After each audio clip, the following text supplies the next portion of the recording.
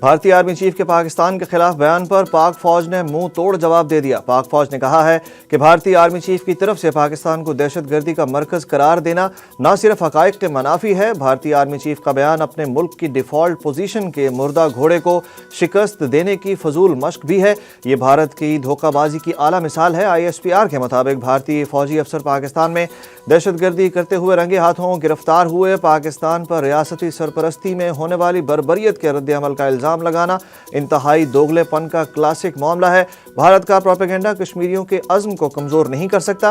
ترجمان پاک فوج نے کہا کہ بھارتی آرمی چیف کے بیانات سیاسی مقاصد کے تحت دیے گئے۔ بھارتی آرمی چیف کے ریمارکس جموں کشمیر میں بھارتی جبر سے توجہ ہٹانے کی کوشش ہے۔ بھارت میں اقلیتوں پر ظلم اور نفرت انگیز بیانیے عالمی برادری سمیت سب پر آیا ہے۔ بھارت میں مسلمانوں کے خلاف نسل کشی کے منصوبے عالمی برادری کے سامنے بے نقاب ہو چکے ہیں۔ بھارتی آرمی چیف کی غیر ذمہ دارانہ گفتگو حقیقت سے بالکل برعکس ہے۔ پاکستان کبھی بھی امریکہ کا ٹیکنیکل اتحادی رہا، نہ ہی ایسا کوئی معاہدہ ہوا۔ دہشت گردی کے خطرات سے نمٹنے کے لیے پاکستان کے ساتھ شراکت داری رہی، امریکہ نے واضح کر دیا۔ امریکہ کی نیشنل سیکیورٹی کے ترجمان جان کربی نے واشنگٹن میں پریس کانفرنس کرتے ہوئے کہا کہ پاکستانی عوام سرحد پار سے آنے والی دہشت گردی کے تشدد کا شکار ہیں۔ خطرات سے نمٹنے کے لیے پاکستان کے ساتھ کام کرنے کا عزم تبدیل نہیں ہوگا۔ لاہور میں نون لیگ کا دفتر جلانے کے کیس میں PTI کی قیادت پر ایک اور فرد جرم عائد کر دی گئی۔ ڈاکٹر یاسمین راشد، عمر سرفراز چیمہ، اعجاز چودھری، میاں محمود الرشید، صنم جاوید سمیت 31 ملزموں پر فرد جرم عائد کر دی گئی۔ PTI رہنماؤں سمیت تمام ملزمان نے صحت جرم سے انکار کر دیا۔ کیس کی سماعت 23 جنوری تک ملتوی۔ تحریک انصاف کے ارکان قومی اسمبلی کے اجلاس سے واک آؤٹ کر گئے۔ اسپیکر ایاز صادق نے تحریک انصاف کو نقطہ اعتراض کی اجازت دینے سے انکار کر دیا۔ PTI ارکان کی وقفہ سوالات کے دوران شدید نعرے بازی۔ اسپیکر ایاز صادق کی زیر صدارت قومی اسمبلی کا اجلاس شروع ہوا تو تحریک انصاف نے احتجاج شروع کر دیا۔ وفاقی وزیر قانون اعظم نذیر تارڑ نے کہا کہ جناب اسپیکر ان کو روکیں، یہ غیر مناسب احتجاج ہے۔ فوٹوگرافی کا شعبہ انہوں نے سنبھال لیا ہے، کم از کم ان کو ویڈیوگرافی سے روکیں۔ مریم نواز نے 190 ملین پاؤنڈ کیس میں عمران خان اور بشرا بی بی کو گھر جانے کا طریقہ بتا دیا۔ وزیر اعلیٰ پنجاب مریم نواز کہتی ہیں کہ 190 ملین پاؤنڈز کا کیس چل رہا ہے، اس کا فیصلہ آنے والا ہے۔ سوال یہ نہیں کہ یونیورسٹی کیوں بنائی، سوال یہ ہے کہ کیسے بنائی۔ سوال کا جواب دو اور گھر چلے جاؤ۔ سیالکوٹ میں تقریب سے خطاب کرتے ہوئے انہوں نے کہا کہ جب سے ہماری حکومت بنی ہے کئی مرتبہ پنجاب پر حملہ کیا گیا۔ آج کل بہت سے لوگ نوجوانوں کے ٹھیکیدار بنے ہوئے ہیں۔ ان لوگوں نے کہا کہ آگ لگا دو، توڑ پھوڑ کر دو، یہ باتیں ملک دشمن ہی کر سکتا ہے۔ اماراتی صدر اور وزیر اعلیٰ پنجاب مریم نواز کے خلاف سوشل میڈیا مہم پر عمران ریاض اور شہباز گل کے لیے مشکل بن گئی۔ AI سے تیار ہتک آمیز مواد شیئر کرنے پر عمران ریاض اور شہباز گل سمیت 5 افراد پر مقدمات درج کر لیے گئے۔ FIA حکام نے جلد گرفتاری کا عندیہ بھی دے دیا۔ FIA حکام نے تصدیق کی ہے کہ مقدمات میں نامزد دیگر 3 ملزمان کو لاہور، ملتان اور فیصل آباد سے گرفتار کر کے ان کے موبائل فون قبضے میں لے لیے گئے ہیں۔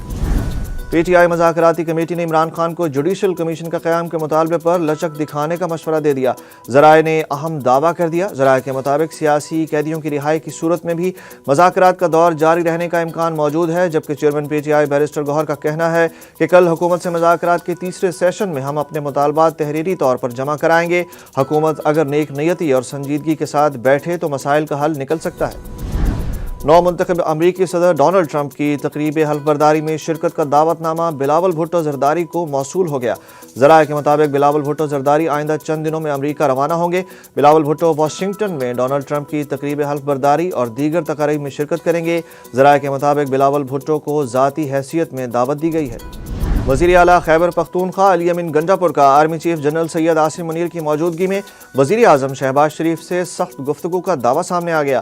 نجی ٹی وی پروگرام میں گفتگو کرتے ہوئے علی امین گنڈا پور کا کہنا تھا کہ وزیر اعظم نے 26 نومبر کا ذکر کیا اور کہا کہ یہ بات چلائی جا رہی ہے کہ لوگوں کو گولیاں ماری گئیں۔ اس پر میں نے ان سے بحث کی اور ہماری گفتگو سخت ہو گئی۔ گورنر کے دعوے پر میں نے انہیں کہا کہ اپنے اعداد و شمار درست کریں۔ وزیر اعلیٰ خیبر پختونخوا نے کہا کہ گورنر نے میری بات کا برا منایا اور کہا کہ میری باری پر آپ نہیں بول سکتے۔ اس پر میں نے کہا کہ مجھے آپ کی بکواس گفتگو سننے کا کوئی شوق نہیں ہے اور اجلاس چھوڑ کر باہر چلا گیا۔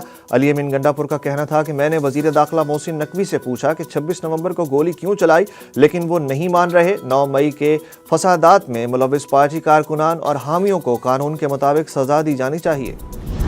वफाक के दिए गए फंड्स पश्तूनों के बजाय फौज मुखालिफ प्रोपेगेंडा करने वालों में बांटे जा रहे हैं। पंजाब की वज़ीर इत्तलात आज़मा बुखारी ने खैबर पख्तूनख्वा हुकूमत पर बड़ा इल्ज़ाम लगा दिया।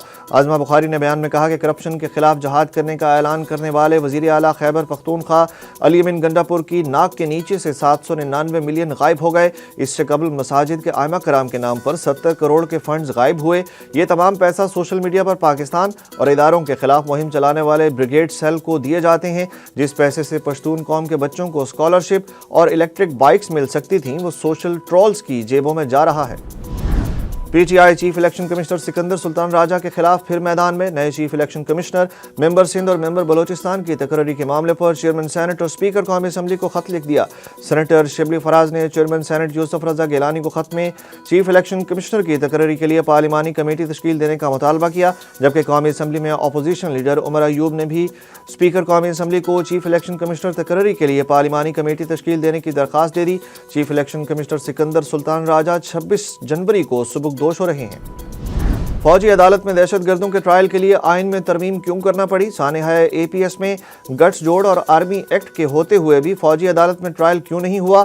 सुप्रीम कोर्ट में मिलिट्री कोर्ट ट्रायल केस की समाअत में आइनी बेंच ने मजीद सवालात उठा दिए। वजारत दफा के वकील ने कहा कि आर्मी एक्ट के तहत जुर्म का गट्स जोड़ हो तो मिलिट्री ट्रायल होगा। मिलिट्री कोर्ट में ट्रायल आर्मी एक्ट के तहत जुर्म का होता है। ख्वाजा हारिस के दलाइल जारी थे कि बेंच ने समाअत कल तक मुलतवी कर दी। ईंधन से इलेक्ट्रिक गाड़ियों पर मुंतकिली के लिए हुकूमत का बड़ा इकदाम। इलेक्ट्रिक गाड़ियों के चार्जिंग स्टेशंस के लिए बिजली 45% सस्ती करने का ऐलान कर दिया गया। वज़ीर तवानाई अवैस लगारी ने कहा कि चार्जिंग स्टेशंस के लिए बिजली का खसूसी रियायती निर्ख मौजूदा 71 रुपये फ़ी यूनिट से कम करके 39 रुपये 70 पैसे फ़ी यूनिट कर दिया गया है। अब हर मोहल्ले में चार्जिंग स्टेशन होगा। 15 दिनों के अंदर चार्जिंग स्टेशन की इजाज़त मिल जाएगी। वज़ीर आज़म शहबाज शरीफ ने भी मनसूबा तेज़ी से आगे बढ़ाने की हिदायत कर दी। चैंपियंस ट्रॉफी मैचेस के लिए टिकटों की कीमत सामने आ गई। ज़राए के मुताबिक चैंपियंस ट्रॉफी के मैचों के लिए टिकटों की फ़रोख्त जल्द शुरू होगी। पाकिस्तान में मैचों की कम से कम कीमत 1000 रुपये, जबकि ज़्यादा से ज़्यादा कीमत 25,000 रुपये तक जाने का इम्कान।